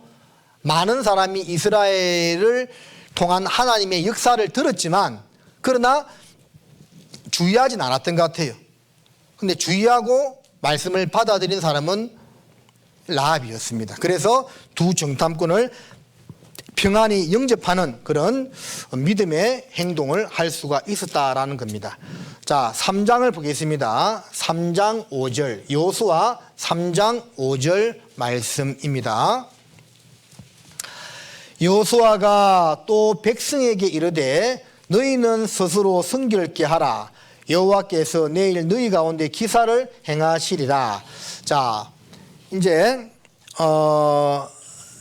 내일 이제 요단강을 건너는 사건이 있고 요단강을 건너고 나서는 이제 길가를 중심으로 해가지고 이제 정복 전쟁을 벌이는데 첫 번째 여리고성을 무너뜨리는 사건이 있게 되죠. 그래서 이제 요단강도 건너야 되고 여리고성도 무너뜨려야 되고 중요한 일들을 앞두고 있는데 그때 이제 하나님께서 백성에게 무엇을 말씀하십니까? 야, 너희들 중요한 일들 이제 앞두고 있으니까 체력 단련해라. 영양제 먹고 몸 보양해라. 그런 말씀하고 있지 않는 거죠. 오늘 밤에 자지 말고 군사훈련해라. 그걸 말씀하고 있는 것이 아니죠. 뭘 말씀하고 있죠? 너희는 스스로 성결케 하라. 자, 세상은 큰 일을 앞두고 육신의 양식을 먹고 훈련하겠지만 신앙 안에서는 우리가 큰일 앞두고 가장 먼저 해야 될 것이 무엇이냐면 스스로 성결케 하라. 하나님과의 관계가 먼저다는 거죠. 먼저 우리 신앙이요, 하나님 앞에 성결케 되어야 한다라는 겁니다. 하나님과의 관계가 우선이라는 거죠. 잘 아시는 말씀 잠언 16장 7절이죠. 사람의 행위가 여호와를 기쁘시게 하면 그 사람의 원수라도 그로 더불어 화목해 하신다는 말씀처럼 하나님과의 관계 회복이 먼저인데, 관계 회복은 성결한 삶을 통해서 이루어진다는 겁니다. 창세기 15장에 야곱이 그의 일가족들을 데리고 벳엘로 올라갈 때 뭐 합니까? 벳엘로 올라갈 때 우상을 정리하죠. 우상을 정리하고 자기 가족들 가운데 있는 모든 부정한 것들, 일들 다 정리합니다. 묻을 것은 묻어버리고, 태울 것은 태우고, 버릴 것은 버리고, 그리고 벳엘로 올라가죠. 그래서 신앙에서는 우리가 가장 먼저 해야 될 일이 하나님과의 관계, 성결이라는 것을 알 수가 있는 겁니다. 제가 작년에 오고 나서 얼마 지나지 않아 대전도 집회를 맞이하는 성도의 자세라는 제목으로 설교했던 기억이 나는데, 다음 주가 또 대집회죠. 대집회 앞두고 그 말씀 한 번 더 들어봐도 좋습니다. 그 중에 하나가 뭐냐면, 우리가 막 전도도 기도 열심히 하고 전도를 직접 해야 되지만 일단 우리 성도들의 삶이요, 더 깨끗해야 돼. 그래서 다윗이 도망 다닐 때 제사장 아비아들을 만나서 진설병 먹을 걸 달라니까 진설병 떡밖에 없다고 했죠. 근데 그 진설병 이 떡이죠. 떡병자니까 그 진설병을 이제 주는데, 원래 제사장들만 먹을 수 있는 떡인데 그 백성 다윗과 그의 종자들에게 주거든요. 그때 이제 그 제사장이 하는 말이 뭐냐면, 너희가 사흘간 여인을 가까이 한 일이 없느냐? 없다니까 떡을 주잖아요. 이 성결을 말하거든요. 특정한 어떤 기간에 우리가 평소에 항상 성결하고 깨끗한 삶을 살아야 되지만 특정한 기간에 더욱더 조심해야 되는 겁니다. 그래서 이 대집회 기간에는 마귀가 틈타고 막 부부싸움 하게 하고 자녀들 성가시게 하고 또 교회 안에서도 막 눈에 가시 같은 그런 일들이 생기게 할 수도 있습니다. 마귀가 틈을 타거든요. 그러니까 더 이 집회 기간 때는 조심해야 돼. 더 기도하고, 더 내가 가정생활이나 사회생활이나 교회생활에서 더 내가 성결하려고 신경을 써야 돼요. 왜? 마귀는 어쨌든 간에 깨트리려 하거든요. 깨트려가지고 우리가 거기서 막 져서 막 싸우거나 제 가운데 빠지면 이제 전도는 안 되니까 그럼 볼장 다 본 거죠. 우리가 깨끗하지 않은데 전도는 안 됩니다.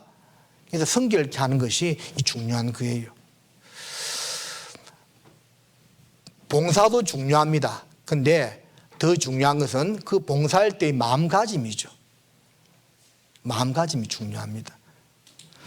그래서 이게 여호수아 3장 5절을 통해서 좀 볼 수가 있고, 제가 이제 여러 번 말씀드리는데 여호수아 3장 14절로 17절까지 요단강 건너는 모습 말씀했죠. 출애굽할 때는 하나님이 홍해를 갈라주시고 건너라고 했는데, 요단강은 법궤를 맨 제사장들의 발이 물가에 잠기자 요단강이 갈라졌다고 되어 있습니다. 우리 영혼구원과 생활구원의 그림자라고 했지요. 영혼구원은 주님이 다 이루어 놓으신 것을 그저 믿음으로 봤지만, 우리 생활구원은 절대 저절로 그냥 되지 않습니다. 자, 우리 교사들 한번 대답해 봐요.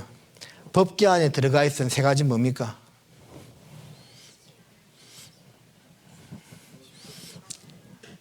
자, 큰 소리로. 십계명 두 돌판, 또 만나다 하면 항아리, 또 아론의 쌍난 지팡이. 자, 아론의 지팡이에 싹이 났습니다. 어떤 꽃이었다고 되어 있죠? 샤케드, 아몬드 꽃이라 되어 있습니다. 그래서 요 세 가지가 들어가 있었는데 나중에 솔로몬이 성전 지을 때 두 개는 사라지고 십계명 두 돌판만 들어있었다고 되어 있죠. 그래서 대표는 법궤 안에 있던 것이 두 돌판 하나님 말씀이죠. 하나님 말씀을 의지하고 요단강에 뛰어들었다는 것은 세상에 뛰어든다는 겁니다. 세상과 싸운다는 겁니다. 하나님 말씀을 의지하고 우리의 생활구원, 성품구원을 말하는 겁니다. 그것을 이 요단강 건넌 사건을 통해서 배울 수가 있어요. 4장 1절 온 백성이 요단 건너기를 마침에 여호와께서 여호수아에게 일러 가라사대 백성의 매 지파에 한 사람씩 12사람을 택하고 그들에게 명하여 이르기를 요단 가운데 제사장들의 발이 굳게 선 그곳에서 돌 12를 취하고 그것을 가져다가 오늘날 너희의 유숙할 그곳에 두라. 예. 잘 읽어보면 요단강을 건넌 기념으로 그곳에서 돌 12개를 취해서 기념하라 되어 있거든요. 훗날에 너희 후손들에게 하나님께서 너희를 어떻게 도와주셨다는 것을 이제 기억해라 그 말입니다. 그런데 일을 좀 번거롭게 하는 것 같지 않습니까? 그 요단을 건널 때 12대표가 돌을 취해가면 되잖아요. 그런데 다 건너고 나서 다시 들어가서 돌을 가지고 오라고 하죠. 맞잖아요. 예? 온 백성이 요단 건너기를 마치 매라고 되어 있죠. 그러니까 제사장들 말고는 다 건너갔어. 그런데 다시 여호수아가 지파에 한 사람씩 택해가지고 다시 글로 들어가서 12개 돌을 가져오라 했거든. 얼마나 번거롭게 일합니까? 아니 그냥 건너갈 때 돌 가져오라면 될 텐데 다 건너고 나서 다시 들어가서 돌 가져오라고 하네? 왜 이렇게 일을 번거롭게 할까요? 하나님의 일하시는 방법입니다. 우리가 볼 때는 그냥 이렇게 하면 좋을 것 같은데 하나님은 우리의 생각과 다르게 일하신다는 것을 보여주는 겁니다. 그리고 또 한편으로 중요한 것은 그렇게 했는데도 백성들이 불평 원망이 없어요.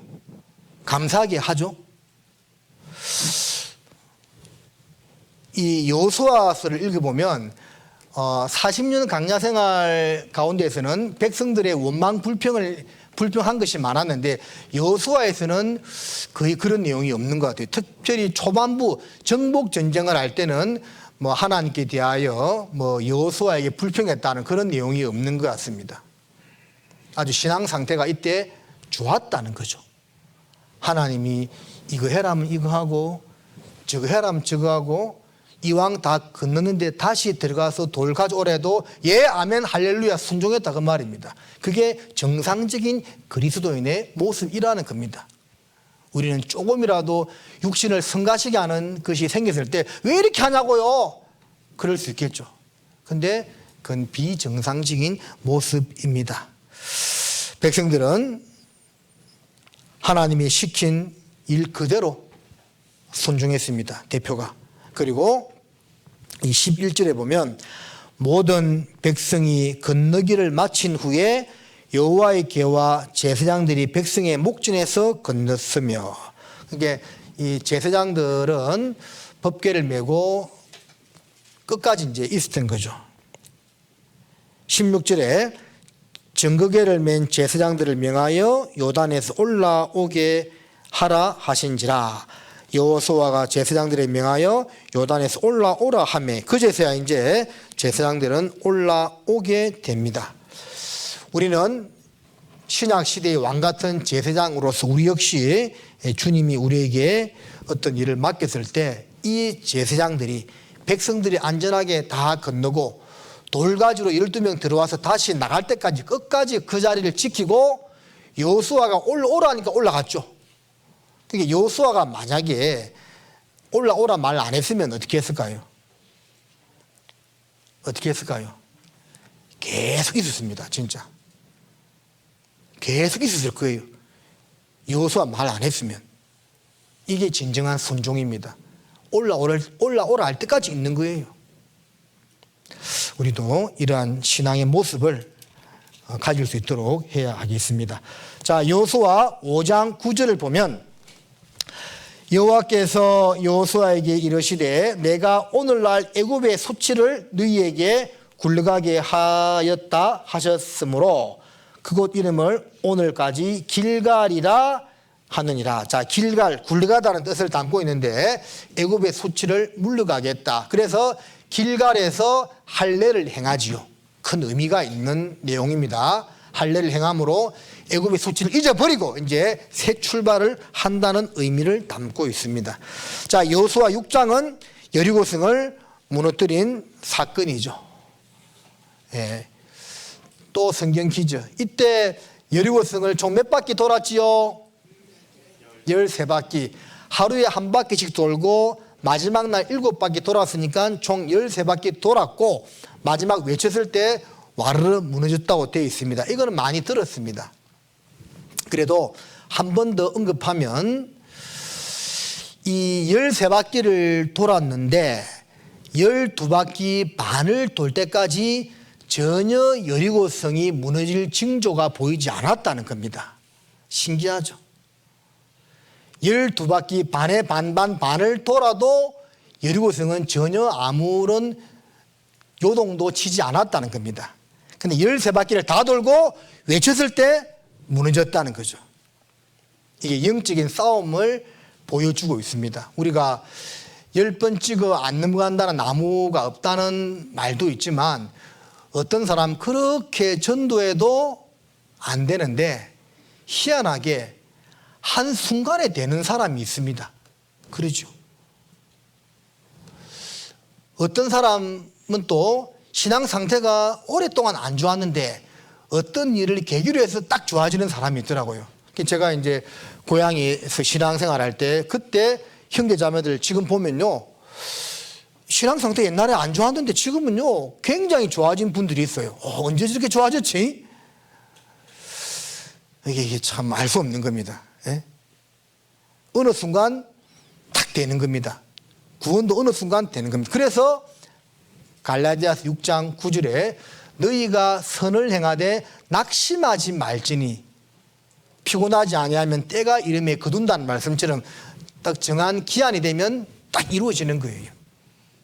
그래서 전도에 대해서도 그렇게 마지막 돌고 외쳤을 때 성이 무너진 것처럼 어느 순간에 구원받는 사람이 있고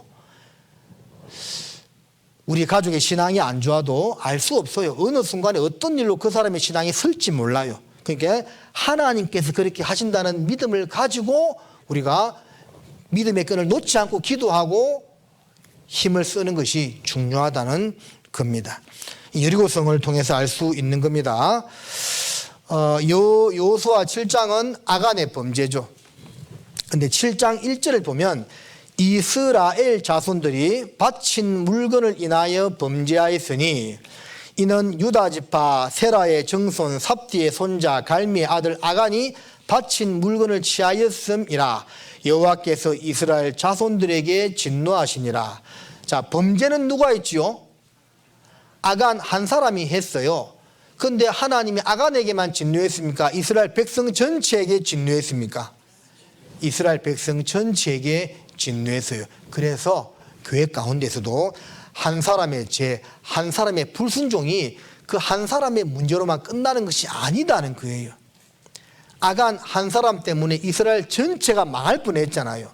교회 가운데서도 한 사람의 불순종과 잘못된 말과 행동으로 교회에 큰 문제를 일으킬 수 있다는 것을 알고 항상 조심해야 된다는 것을 우리가 교훈 받아야 됩니다. 이 중요해요. 나 한 사람으로 그냥 끝난다 생각하면 안 됩니다. 잘못하면 연자맷돌 매달아야 돼요. 7장 21절 내가 노력한 물건 중에 시나엘 산의 아름다운 외투 한 벌과 은 200세겔과 50세겔 중에 금덩이 하나를 보고 탐내어 취하였나이다. 보소서 이제 그 물건들을 내 장막 가운데 땅속에 감추었는데 은은 그 밑에 있나이다.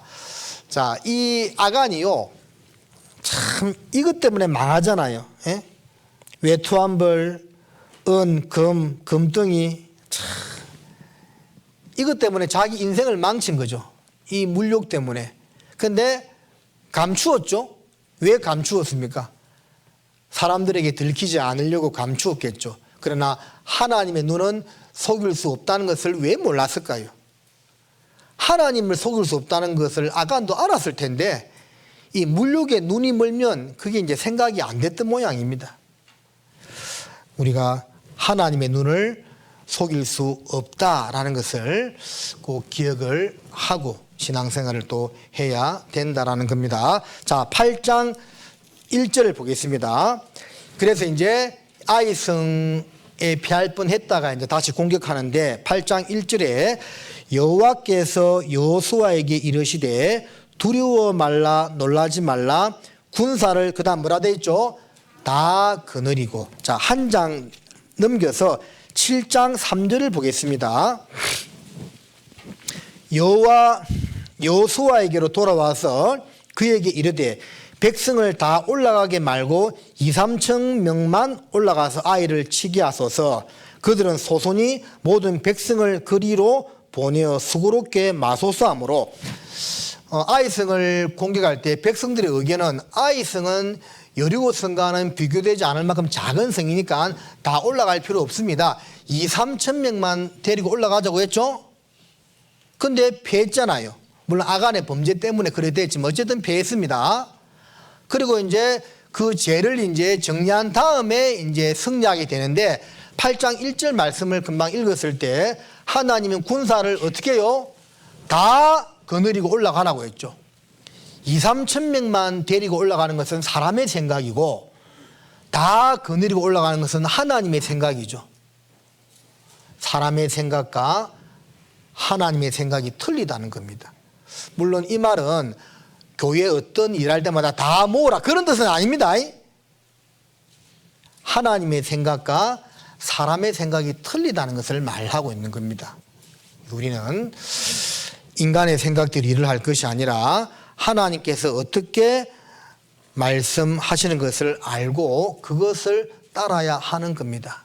하나님이 올라가라면 올라가고 내려가라면 내려가고 이리 해라면 이리 하고 저리 해라면 저리 하고 그런 마음을 딱 가지고 살아야 되는 거예요.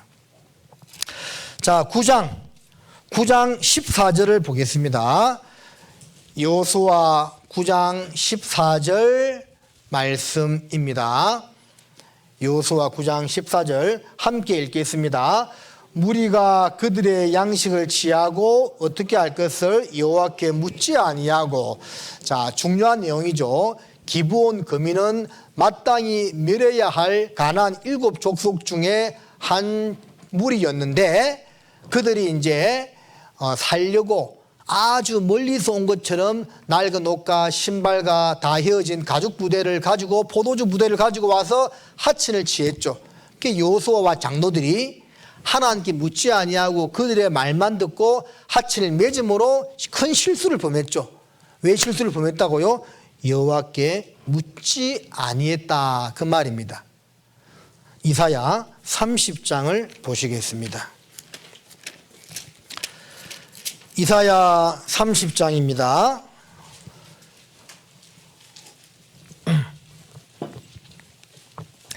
1절입니다. 1절 2절.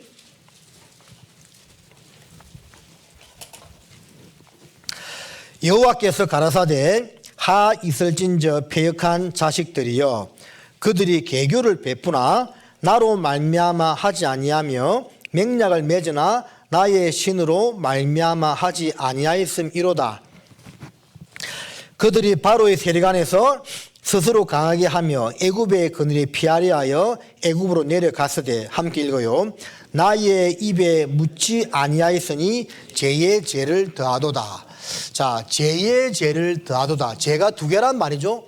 첫 번째 죄는 애굽에 내려간 것이고 두 번째 죄는 나한테 묻지 아니하였다는 거죠. 사실은 묻지 아니하였기 때문에 애굽으로 내려간 겁니다. 더 큰 죄는 묻지 아니하였다는 것을 여기서 강조하고 있는 거예요.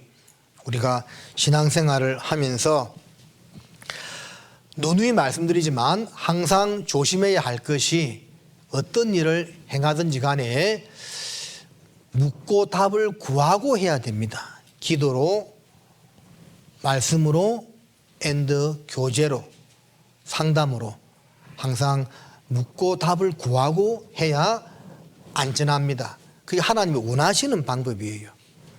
그것을 여호수아 9장을 통해서 알 수가 있습니다. 쭉 넘어갔어요. 여호수아 이제 시간이 얼마 안 남았으니까 여호수아 20장으로 가보겠습니다. 여호수아 20장은 도피성에 관한 말씀입니다. 7절에 여호수아 20장 7절입니다. 무리가 납달리의 산지 갈릴리 게데스와 에브라임 산지의 세겜과 유다 산지의 기랏 아르바 곧 헤브론을 구별하였고 또 여리고 동 요단 저편 르우벤 지파 중에서 평지 강야의 베셀과 갓 지파 중에서 길랏 라목과 므낫세 지파 중에서 바산 골란을 택하였으니 이 도피성이죠. 요단강을 중심으로 해서 동쪽에 세 군데, 서쪽에 세 군데를 두었습니다. 이 도피성은 예수님의 모형이죠. 그래서 부지 중에 살인하거나 죄를 지은 자가 이 도피성으로 도망가면 구원함을 얻을 수가 있었습니다. 그리고 그 대적이 이제 죽게 되면 자기 고향으로 돌아갈 수가 있었죠.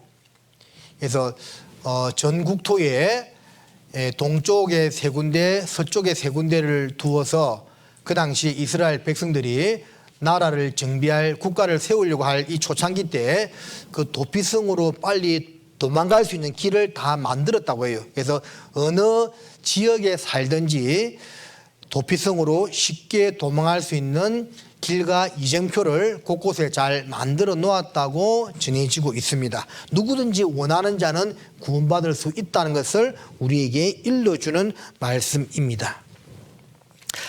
21장 41절을 잠깐 보면 41절 레위 사람의 이스라엘 자손의 기업 중에서 얻은 성읍이 모두 48성읍이요 또 그 덜이라. 12지파들이 다 땅 분배를 받았는데 레위 지파만큼은 땅 분배를 받지 않고 전 국토에 12지파 가운데 나누어져 흩어져 살았습니다. 이 48성읍은 도피성 6개를 포함해서 그렇습니다. 그래서 42개의 성과 도피성 6개를 포함해서 48개의 성을 레위 지파들에게 주었고 그 근처에 들까지 함께 주었습니다. 이것은 이제 48개 성읍이 전 국토에 골고루 흩어져 있었는데요. 이것도 하나님의 뜻이죠. 왜 레위 지파들에게는 분배할 땅을 주지 않고 전 국토에 흩어져 살게 했습니까? 레위 지파는 하나님을 섬기라고 따로 불러내어진 지파였죠.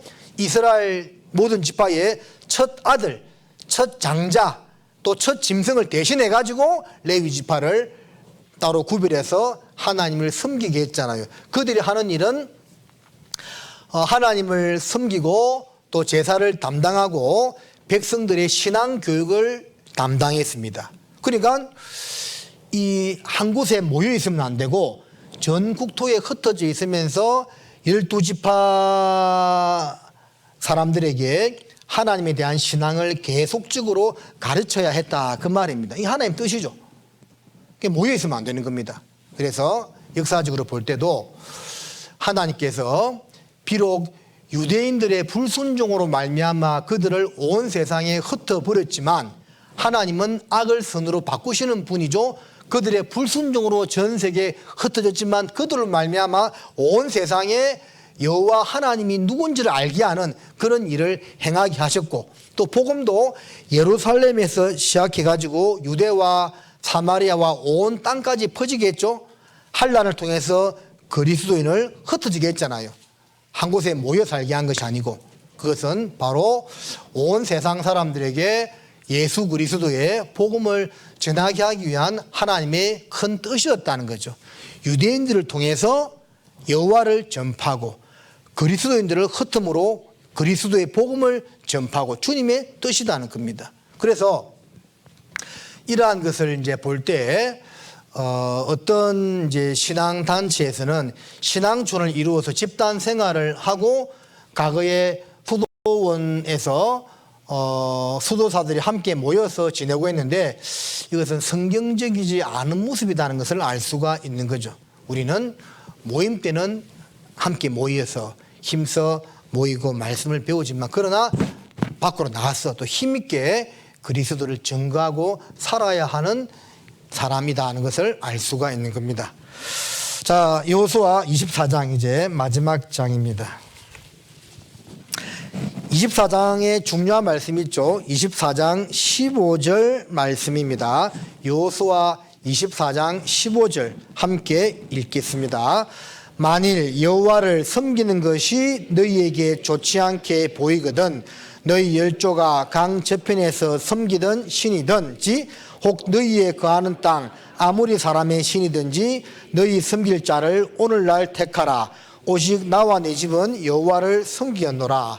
자, 여호수아가 한 말씀 가운데 가장 대표적인 말씀, 어떤 면에서는 여호수아 성경 전체를 대표할 수 있는 말씀이라고 할 수가 있겠죠. 너희가 섬길 자를 오늘날 택하라. 오직 나와 내 집은 여호와를, 사실은 여호와만 섬기겠노라, 그 말이죠. 우리도 마땅히 섬길 자를 택해야 됩니다. 구원받은 사람 당연히 주님을 섬깁니다. 하지만 삶 가운데에서 계속 이것을 되새기고 살아가야만 되는 거예요. 식사도 한 번 먹음으로써 며칠간 배가 꺼지지 않으면 참 좋겠죠. 근데 세 끼를 다 먹어야 되잖아요. 어떤 분 예전에 그런 말 하더라고요. 보통 먹는 것을 다들 좋아하는데 진짜 가끔씩 먹는 거에 관심이 없는 분도 있어요. 어떤 형제님이 예전에 하루에 알약 하나 먹고 종일 배부른 게 나왔으면 좋겠다 하더라고요. 저는 절대 그러면 안 된다 했습니다. 먹어서 배불러야지, 그죠? 근데 그런 게 참 없지요. 예? 한 번 먹어서 며칠간 배부를 수 있는 그런 음식이 있으면 좋을 수도 있겠습니다. 근데 없잖아요. 하나님 말씀도 한 번 먹어서 한 달 내도록 설교 한 번 듣고 한 달 내도록 힘있게 신앙생활 할 수 있으면 얼마나 좋겠습니까만 그게 안 되는 겁니다.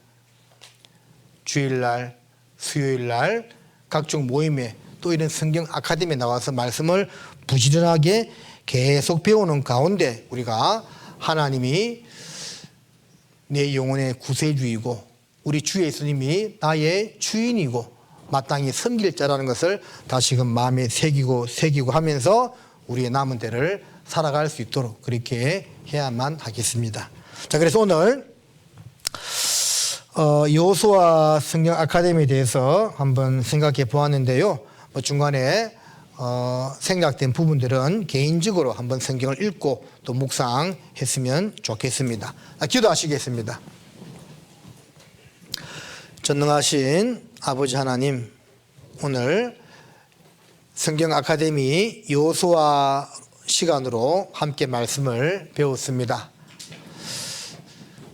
히브리서 2장 1절에 들었던 말씀을 흘러 떠내려 보낼까 염려하라는 것처럼 들은 말씀 흘러 떠내려 보내지 않도록 도와주시고 그 중에 단 한 말씀, 한 구절이라도 우리 마음에 새기고 실천하며 우리의 남은 때를 살아갈 수 있도록 도와주시기를 바랍니다. 또 귀한 시간 이렇게 내어서 말씀 앞에 나온 우리 귀한 형제 자매님들 하나님의 은혜로 축복하여 주시고 더욱더 힘있게 신앙생활할 수 있도록 도와주시기를 바랍니다. 특별히 다음 주에 4월달 대전도 집회를 앞두고 있습니다. 말씀을 전하시는 강사님에게 지혜와 능력 허락하여 주시고 또 우리도 한 마음과 한 뜻으로 기도하고 협력하는 가운데 한 주간 집회를 잘 치를 수 있도록 인도하여 주시고 예비된 영혼들 말씀 앞에 나와 꼭 구원받도록 자비와 은혜 베풀어 주십시오. 돌아가는 발걸음도 함께 해주시기를 바라며 예수님의 이름으로 기도드립니다. 아멘.